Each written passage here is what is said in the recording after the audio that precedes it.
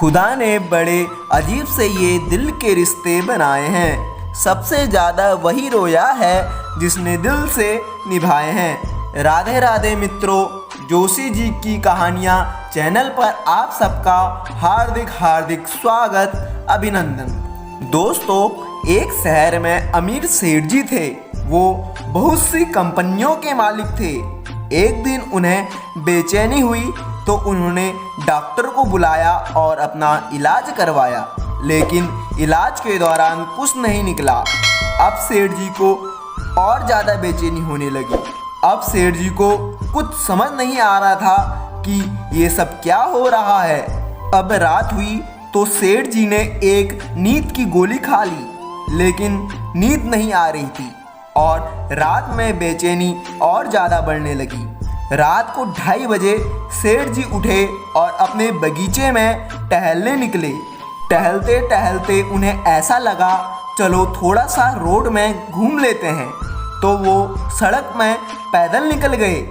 अब सेठ जी सड़क पर पैदल चल रहे हैं, लेकिन उनके मन में हजारों विचार चल रहे हैं। अब सेठ जी चलते चलते थोड़ा घर से दूर निकल आए और थकान के कारण एक चबूतरे पर बैठ गए।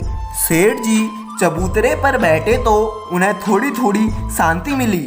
इतने में एक कुत्ता आया और उनकी एक चप्पल उठाकर ले गया।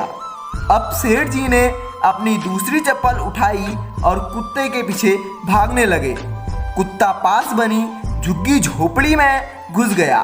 कुत्ते ने देखा कि सेठ उसके पीछे है तो कुत्ते ने चप्पल वहीं छोड़ी और वहां से भाग निकला। सेठ को चप्पल मिली तो सेठ ने थोड़ी सांस ली और चप्पल पहनी और जाने लगा। जैसे ही वो जाने लगे तो उन्हें एक झोपड़ी में से रोने की आवाज़ आई। अब सेठ ने यहाँ वहाँ देखा तो उन्हें एक झोपड़ी दिखाई दी जहाँ से रोने की आवाज़ आ रही थी। अब सेठ जी झोपड़ी के पास गए और फटे बोरे से झाँक कर देखा। उन्होंने देखा कि एक औरत मैले कपड़े पहने हुए और फटे हाल में दीवार में सर रखकर रो रही है।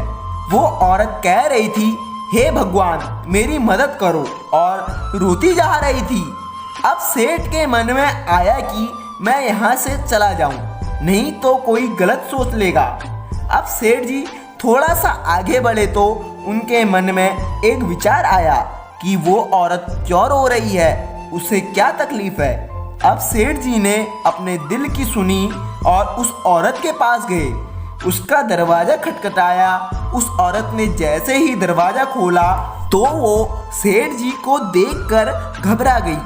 सेठ जी ने हाथ जोड़कर निवेदन किया कि घबराओ मत, मैं बस इतना जानना चाहता हूँ कि तुम रो क्यों रही हो। औरत के आंख में आंसू आने लगे। उसके पास ही बगल में 7 से 8 साल की बच्ची लिपटी हुई थी तो उसकी ओर इशारा करते हुए कहा कि मेरी बच्ची बहुत ज़्यादा बीमार है और उसके इलाज में बहुत ज़्यादा खर्चा आ रहा है। उस औरत ने सेठ जी को बताया कि मैं घरों में जाकर झाड़ू पोछा करके जैसे तैसे करके अपना पेट पालती हूँ, मैं इसका इलाज कैसे कराऊँ। तब सेठ जी ने कहा कि तुम किसी अपने रिश्तेदार से मदद मांग लो। तब उस औरत ने बताया कि मैंने अपने सारे रिश्तेदारों से मांगा, लेकिन कोई भी देने को तैयार नहीं हुआ, सबने ना ही कर दिया। तब सेठ जी ने उस औरत से कहा कि ऐसे रोने से मिल जाएगा क्या। तब उस औरत ने बताया कि कल यहाँ एक संत जी गुजरे थे तो मैंने उन्हें अपनी सारी समस्याएं बताई। उन्होंने कहा कि सुबह सुबह 4 बजे उठना और भगवान से मांगना, उनके सामने रोना और गिड़गिड़ाना। ईश्वर सबकी सुनता है, तुम्हारी भी सुनेगा। उस औरत ने सेठ जी को बताया कि आज तो मैं 3 बजे ही उठ गई थी और ईश्वर से प्रार्थना करने लगी। कब मेरे आंखों में आंसू आ गए और कब मैं रोने लगी ये तो मुझे पता ही नहीं चला। सेठ जी ने अब अपनी घड़ी देखी तो उसमें करेक्ट 4 बजे हुए थे। अब सेठ जी का दिल पिघल गया और उन्होंने तुरंत एम्बुलेंस को फोन किया और उस लड़की को एडमिट कराया। लड़की के इलाज के लिए डॉक्टर ने 1.5 लाख रुपए का खर्चा बताया तो सेठ जी ने उसकी सारी जवाबदारी ले ली और उस औरत को अपने बंगले में नौकरी भी दे दी और रहने के लिए जगह भी दे दी। उस लड़की की पूरी पढ़ाई लिखाई और शादी का खर्चा भी उठा लिया। दोस्तों, सेठ जी कर्म प्रधान थे। उनके मन में हजारों विचार चल रहे थे, लेकिन उनकी बेचैनी तो उस वक्त खत्म हो गई जब उन्होंने एम्बुलेंस को फोन करके बुलाया था। अब सेठ जी सोच रहे थे कि वो कौन सी ताकत है जो मुझे वहां खींच कर ले गई थी। क्या यही ईश्वर है? सेठ जी ने सोचा कि यदि ईश्वर है तो सारा संसार जात पात के लिए क्यों लड़ रहा है, क्योंकि मैंने ना उस औरत से उसकी जात पूछी और ना ही ईश्वर ने उसकी जात देखी। ईश्वर ने सिर्फ उसका दर्द देखा और मुझे घुमा फिरा कर उसके पास तक भेज दिया।